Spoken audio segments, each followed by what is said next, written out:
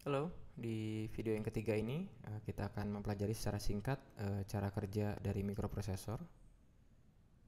Cara kerja dari mikroprosesor. Untuk memahami cara kerja mikroprosesor, saya akan review tentang bagian-bagian yang ada di mikroprosesor. Ya, mikroprosesor memiliki bagian yang disebut dengan ALU, Arithmetic Logic Unit. Operasi matematik, aritmatik dan juga logik ada di situ. Kemudian ada yang disebut dengan memori, ya, yang di-reference oleh address.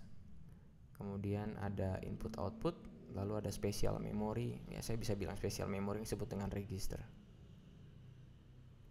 Ya, cara kerja dari mikroprosesor cukup sederhana. Di video yang terdahulu saya sudah bercerita bahwa mikroprosesor ini bekerja dalam bilangan biner, ya, atau bilangan berbasis 2. Jadi data dan instruksi ditulis dalam bilangan biner. Kemudian kita input bilangan biner tersebut ke mikroprosesor dengan menggunakan katakanlah keypad maupun switch.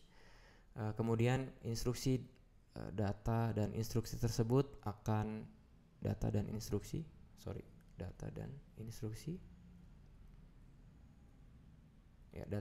tersebut akan disimpan di memori, ya, yang direference dengan address tentunya.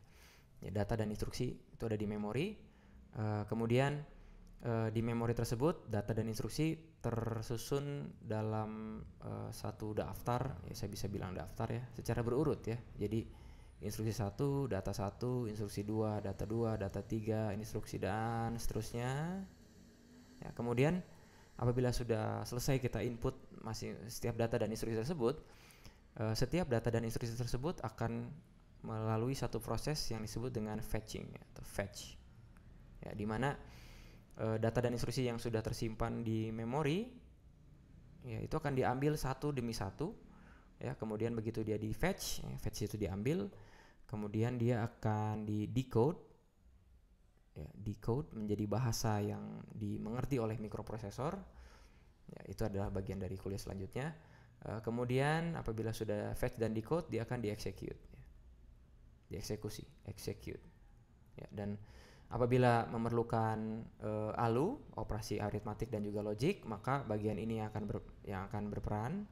Ya, kemudian apabila harus di-outputkan, maka 7 segment akan diperintahkan oleh mikroprosesor untuk menampilkan hasil. Gitu. Jadi ada proses fetch, kemudian decode, kemudian execute. Ya. Kemudian yang harus saya ceritakan juga bahwa mikroprosesor karena dia berbasis pada bilangan biner, nah mikroprosesor diklasifikasikan. Jadi ada klasifikasi. Ya, klasifikasi dari mikroprosesor ini berdasarkan pada jumlah biner atau jumlah bits yang dapat diproses oleh mikroprosesor tersebut, ya. Jadi diklasifikasi oleh mikroprosesor, ya. Ini tergantung dari jumlah bits yang dapat diproses, yaitu yang contohnya ada mikroprosesor 4 bit, ini adalah generasi pertama, ya. Artinya hanya ada 4 bit yang dapat diproses, ya, oleh mikroprosesor. Ini bit pertama, bit kedua, bit ketiga, bit keempat, ya. Kemudian ada 8 bit mikroprosesor, ya. Kemudian yang sekarang yang ada di komputer modern itu 16 bit, bahkan mungkin sampai 32, ya. Jadi 4 bit, 8 bit dan 16 bit ini berkaitan dengan jumlah bilangan biner, jumlah bits yang dapat diproses oleh mikroprosesor tersebut. Nah, Z80 sesuai dengan namanya merupakan mikroprosesor berbasis 8 bit, ya. Artinya untuk setiap data dan instruksi Z80 memiliki bit, ya, seperti ini. Ada 8 bit yang dapat diproses oleh mikroprosesor Z80 untuk satu perintah maupun satu data, gitu. Ini adalah panjangnya, ya. Nah, untuk membaca bits atau biner ini kita mulai dari bit yang pertama, bit ke-0, dari yang paling kanan. Ini biasanya disebut dengan LSB, ya, least significant bit. Ya, least itu paling kecil, ya. Least significant bit, ya. Kemudian yang paling kanan ini adalah MSB, most significant bit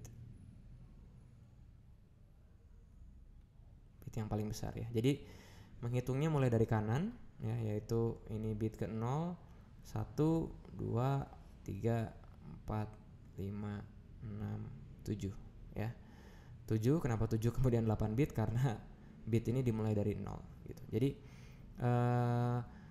biner ini ya yang kita inputkan ke dalam mikroprosesor ini disebut dengan bahasa mesin ya. Ini adalah machine language. Ini adalah bahasa yang dimengerti oleh mikroprosesor, yaitu machine language, kumpulan dari 1 dan 0 ya. Nah, karena manusia tidak mengerti, bukan nggak mengerti ya, karena manusia perlu perintah yang lebih singkat ya, manusia membuat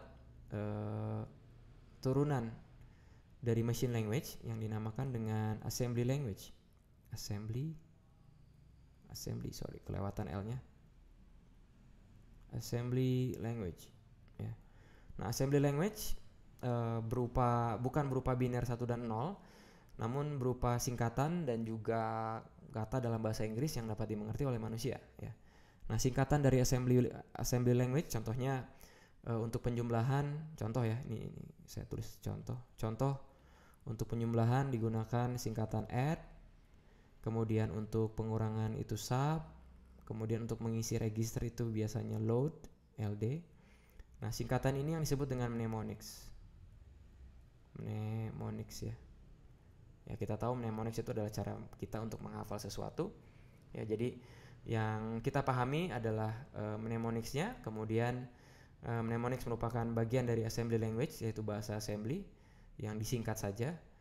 Kemudian assembly language ini yang akan diterjemahkan menjadi bahasa mesin, kemudian bahasa mesin ini akan diproses oleh mikroprosesor, kemudian yang berupa data dan instruksi, yaitu biner ini, kemudian disimpan di memori, kemudian melewati proses fetch, decode, dan execute.